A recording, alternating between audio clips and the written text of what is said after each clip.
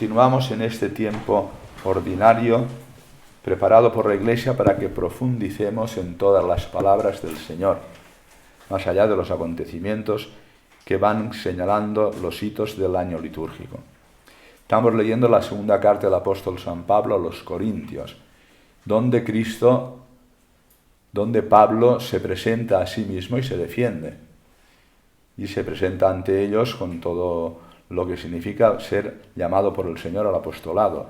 Y empieza así el texto: esta confianza la tenemos ante Dios por Cristo. ¿Qué confianza? La confianza de presentarse. Pero no se presenta a Él como un hombre, sino porque lo ha capacitado Dios. Y esto es lo que le da a Él seguridad para presentarse. No es que por nosotros mismos seamos capaces, ¿no? Todo lo que hemos recibido en orden de la gracia y en orden de la evangelización lo hemos recibido de Dios. Hay un texto precioso en la carta de San Pablo también a Timoteo y a Tito, es decir, en las cartas pastorales, donde dice: doy gracias a Dios porque me ha hecho capaz. Bueno, pues a nosotros también nos viene esa palabra para darnos confianza. Doy gracias a Dios o bendigo a Dios porque me ha hecho capaz. Y me ha hecho capaz con el mismo dinamismo con que Él actuaba, que es con el Espíritu Santo, que si es en la ordenación sacerdotal, mediante la imposición del obispo, pues uno es consagrado. En la profesión religiosa, pues también es destinado para el servicio del Señor. Y damos gracias a Dios porque nos capacita para este ministerio, en este caso, para ser ministros de una nueva alianza, que era lo que apuntaban las promesas, particularmente de los profetas mayores. Una nueva alianza.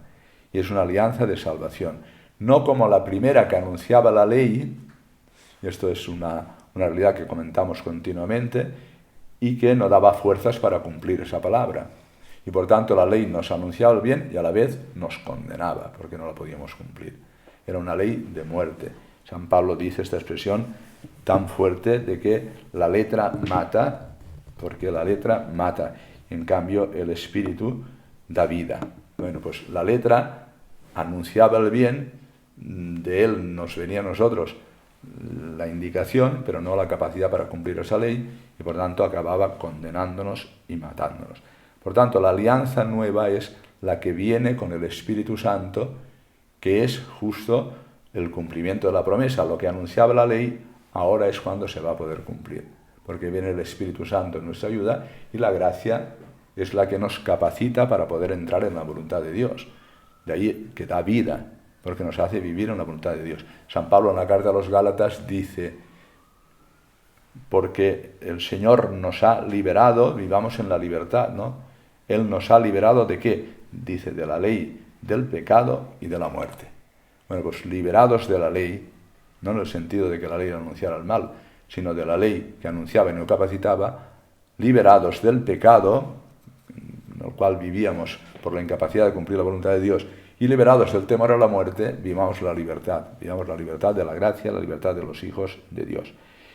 Esto lo hace también para animarles y decirle: bueno, pues si el ministerio de la antigua alianza, que era con truenos, Dios hablaba a través de truenos, a través de humo, de fuego, y aquello fue tan glorioso que ni siquiera pues se atrevían a mirar el rostro de Moisés cuando descendía del Sinaí, tenía la cara toda roja y brillante, tenía que cubrirse con un velo, y aquello fue tan glorioso. Cuánto más glorioso es esta nueva alianza que se ha cumplido en Jesucristo, el Hijo de Dios, que ha venido a traernos lo que en los ejercicios de San Ignacio dice en esa meditación, cuando meditamos la encarnación, donde la Trinidad hace consejo y dice: hagamos redención del género humano, ¿no? Pues hagamos redención del género humano significa el momento en que la Virgen María va a ser la tierra buena, donde siembre, después del anuncio del ángel, el Espíritu Santo para la venida del Salvador. Por tanto, estamos en la plenitud del tiempo y estamos ya en lo que es la ley de la gracia, la ley del Espíritu que nos capacita para vivir en la voluntad de Dios. Y eso tiene que ser motivo de acción de gracias continuamente a nosotros.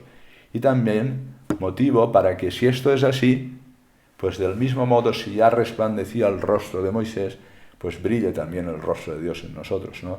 Ayer decíamos en el Salmo eso: haz brillar, Señor, tu rostro sobre tu siervo, ¿no? Que nosotros podamos resplandecer con la luz que nos ha llegado del Redentor, con la gracia que hace resplandeciente nuestro semblante, por la santidad de Dios, ¿no? El Salmo hacía referencia a Moisés, a Aarón, si invocaban al Señor, el Señor respondía, pero ahora el Señor nos ha dado ya una palabra definitiva, de tal manera que no esperamos ya otra palabra.